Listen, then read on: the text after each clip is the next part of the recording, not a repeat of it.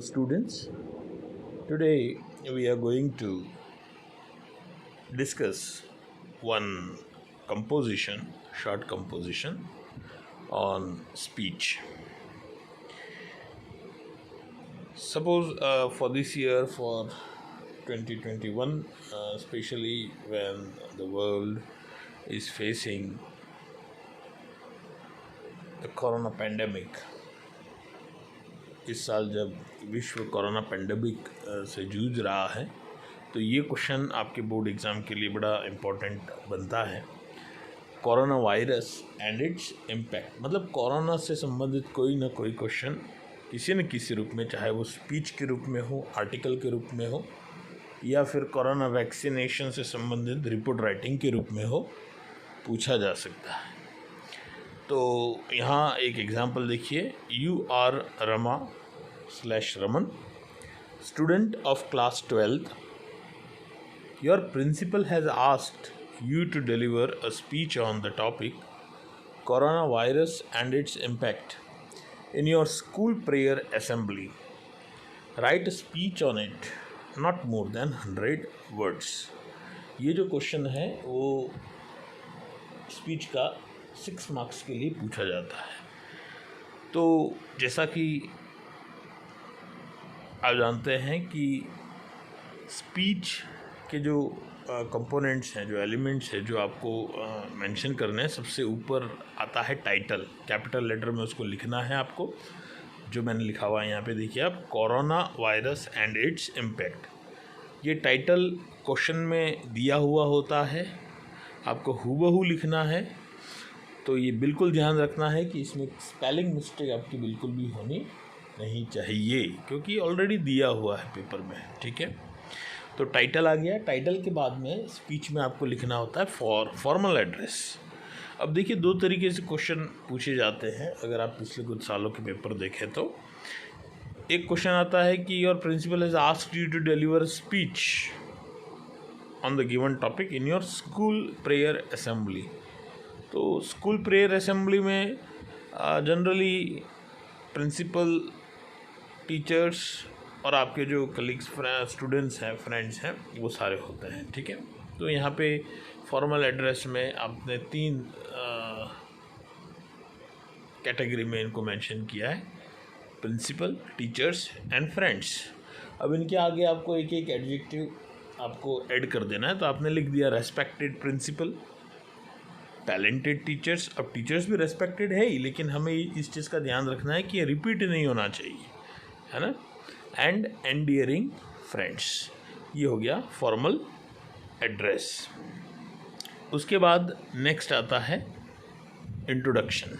Introduction खुद का, और आपको उसी में इंट्रोड्यूस करना है कि किस टॉपिक पर आप बोलने वाले हैं, मतलब आपको डिक्लेयर करना है उस टॉपिक को जो कि क्वेश्चन में दिया हुआ, ठीक है। तो इसका इंट्रोडक्शन का तरीका क्या होगा?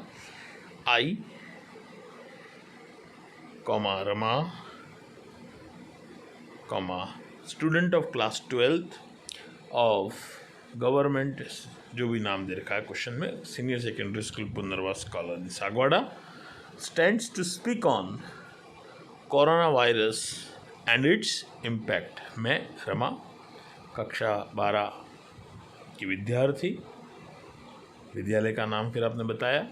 स्टैंड्स मतलब खड़ी हूँ, टू स्पीक बोलने के लिए, on corona virus and its impact. On यानी प्रीपोजिशन आपने यूज़ किया है बताने के लिए कि आपका विषय क्या है, ठीक है। तो पहला हो गया टाइटल, दूसरा हो गया फॉर्मल एड्रेस, तीसरा हो गया इंट्रोडक्शन।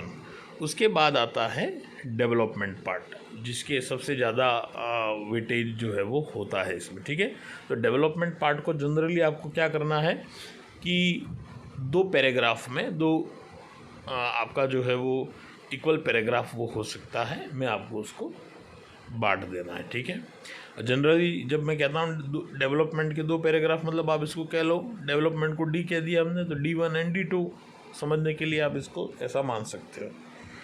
तो यहाँ लिखा हुआ है, corona virus reported to have originated in China's Wuhan has killed 2.67 million people and infected over 121 million worldwide as of March 2021.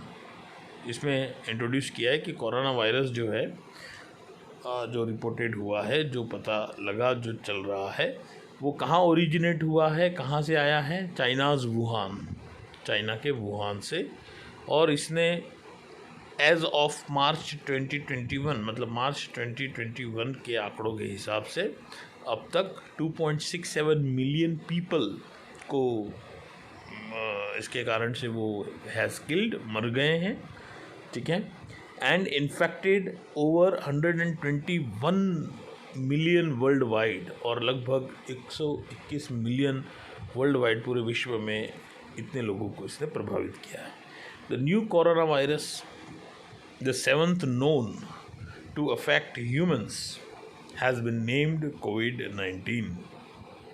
फिर आगे लिखा, ये जो नया कोरोना वायरस है अब तक 7वां जिसने मानव को प्रभावित किया है, हैज़ बिन नेम्ड, उसका जो नाम दिया गया है वो नाम दिया गया है COVID-19 के नाम से उसको जाना जाता है।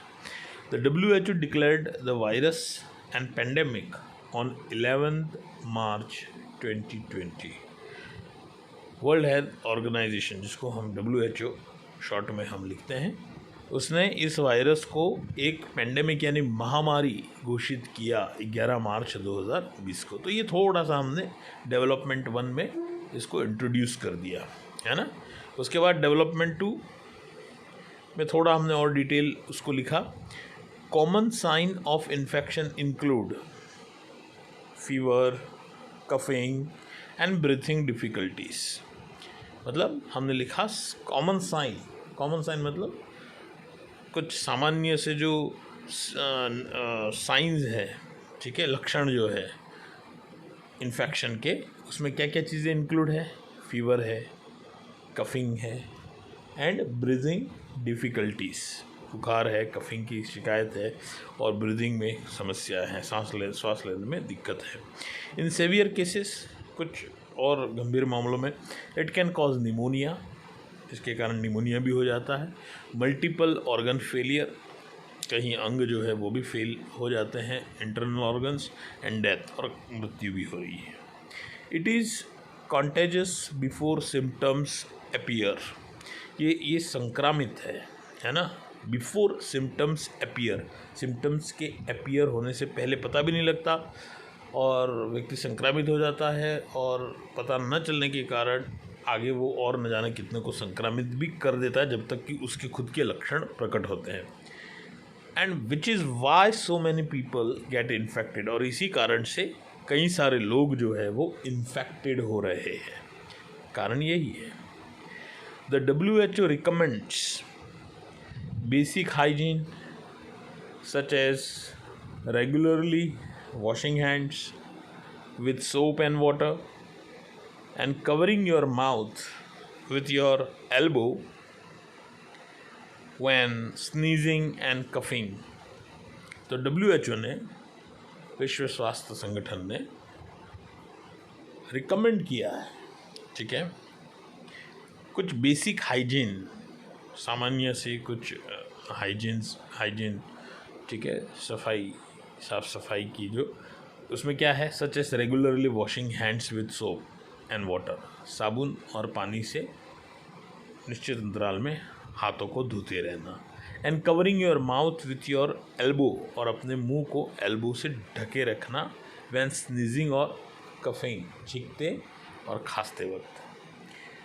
दूसरा, WHO ने जो रिकमेंड किया है, मेंटेनिंग फिजिकल डिस्टेंसिंग, मतलब फिजिकल डिस्टेंसिंग मेंटेन करने की भी बात कही है।